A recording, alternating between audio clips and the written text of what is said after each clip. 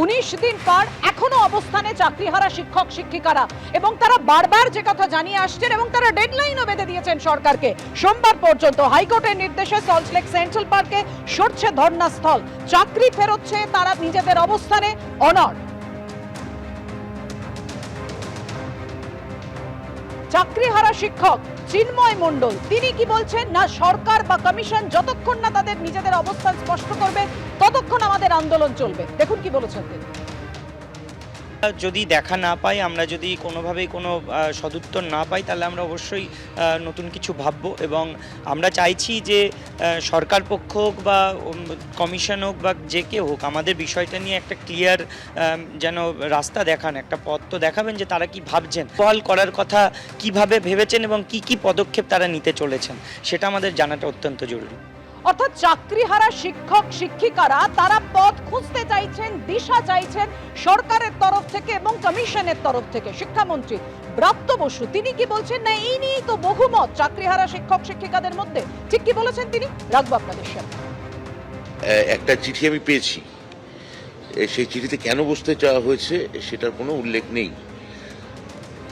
একটা দল আমাকে আবার মানে এটার সঙ্গে আমি যতদূর জানি 2-2,500 শিক্ষক আছে, আরও 2,000-2,500 শিক্ষক আছেন যারা আমাকে কোনো চিঠি দেননি, যারা সম্পূর্ণভাবে সরকারের সঙ্গে সহযোগিতা করতে আগ্রহী।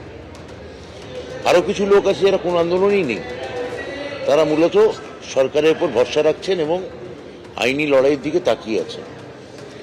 তাহলে একটা অংশ এটা নিয়ে আন্দোলন করতে চাইছেন। আমরা কিন্তু এই তিন পক্ষের ওপরই আমরা সহানুভূতিশীল। চিঠিতে উল্লেখ নেই কেন বসতে চেয়েছেন, ফলে আমি তো একাধিকবার বসেছি। এটা আমাদের বুঝতে হবে যে সরকার ওনাদের সর্বতভাবে সহযোগিতা করতে চাইছে। যদি বসতে চান, কি আলোচনা করতে চান, সেটা একটা নির্দিষ্ট ঠিক ফর্মে আমাকে একটা চিঠি দিন। যাই হোক, ওরা একটা কথা বলেছেন, সেটা আমরা শুনেছি। আমাদের দপ্তরের পক্ষ থেকে নিশ্চয়ই কেউ না কেউ কালকে ওদের সঙ্গে যোগাযোগ করবেন এবং একটা যে চিঠি ওরা দিতে চাইছেন সেই চিঠি ফের ঘুরিয়ে একটা ঠিকঠাকভাবে ফরম্যাটে যেতে দেন, সেটার আবেদন আমাদের সরকারের পক্ষ থেকে আগামীকাল কোনো সরকারি অফিসার নিশ্চয়ই করবেন। সরকার সহযোগিতা নিশ্চয়ই করবে, ব্রাত্য বসু শিক্ষামন্ত্রী তিনি বলছেন। কিন্তু তিনি ঠিক কি বোঝাতে চাইলেন যে এক পক্ষ রয়েছেন সরকারের ওপর তারা আস্থা রাখছেন, কিন্তু আরেক পক্ষ আন্দোলন চাইছেন। আমরা এই বিষয় নিয়ে কথা বলবো। আমাদের সঙ্গে সরাসরি রয়েছেন আমাদের প্রতিনিধি ঐশী মুখোপাধ্যায়। ঐশী, একেবারে পাপিয়া, দেখো 19তম দিনে পড়েছে আজকে এই চাকরিহারা শিক্ষকদের আন্দোলন বিকাশ ভবনের সামনে। সেন্ট্রাল পার্কের সামনে প্রশাসনের পক্ষ থেকে একটি ছাউনির ব্যবস্থা করা হচ্ছে, বায়ো টয়লেটও এসে পৌঁছে গিয়েছে সেখানে। তারা কবে স্থানান্তরিত হবে সেই নিয়ে প্রশ্ন করলে তারা বলেছেন পর্যাপ্ত পরিকাঠামো হলেই আমরা এখান থেকে সরে যাব। তবে এই মুহূর্তে তাদের শিক্ষামন্ত্রীর প্রতিক্রিয়ার প্রতি বক্তব্যের তারা কি বলছেন সেটা তাদেরকে জিজ্ঞেস করব।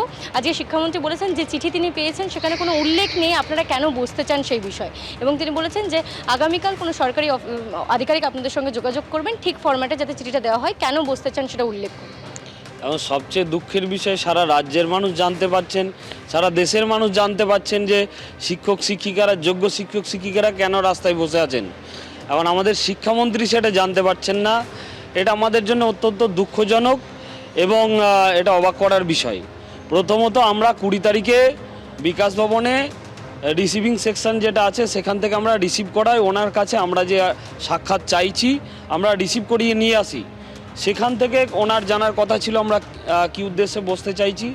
দ্বিতীয়ত আমরা যখন শিক্ষামন্ত্রী বলেন যে আমাকে অফিসিয়ালি কোনো কিছু চিঠি দেওয়া হয়নি, তারপর আমরা মেল করি। প্রথমত মেলটা ওনার ইনবক্সটা ফুল হয়ে গেছে, তো সেটা ব্যাক করে যাচ্ছে, ওটা রিসিভ হচ্ছে না। তা সত্ত্বেও আমরা মেলটা করি।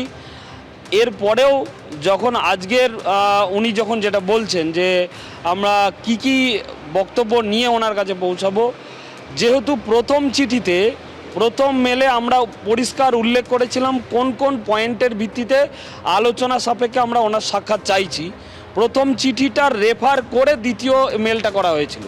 অর্থাৎ ওনার অবশ্যই জানার কথা আমরা কোন কোন দাবি নিয়ে ওনার কাছে যেতে চাইছি। একদল আন্দোলন চাইছে, একদল সরকারের সঙ্গে সহযোগিতা করছে, একদল বলছে বসতে চাইছে, কিন্তু সেখানে উল্লেখ নেই। এই যে আপনাদের মধ্যে বহুমতের সৃষ্টি হয়েছে সেটা তিনি বললেন আজকে। দেখুন, দল যেই হোক না কেন, সরকারের সহযোগিতা বা সরকারের বিরোধিতা মূলত প্রত্যেকের বক্তব্য একটাই যে রিভিউয়ের মধ্য দিয়ে আমাদের সমস্ত যোগ্য শিক্ষক শিক্ষিকা ও শিক্ষাকর্মীর চাকরিটাকে ফিরিয়ে নিয়ে আসার দায়িত্বটা নিতে হবে। সরকার সেই দায়িত্ব নেওয়ার কথা সুপ্রিম বলেছে। কোর্টের পক্ষ থেকে বলা হয়েছে যে 31শে মের মধ্যে বিজ্ঞপ্তি জারি করতে হবে এবং যদি প্রথম থেকে আবার পরীক্ষা তাদেরকে দিতে হয় তার আগে আলোচনা করতে হবে সরকার পক্ষকে আন্দোলনকারী এই শিক্ষকদের সঙ্গে, এমনটাই তারা জানাচ্ছেন। পাপিয়া, ধন্যবাদ তোমায়।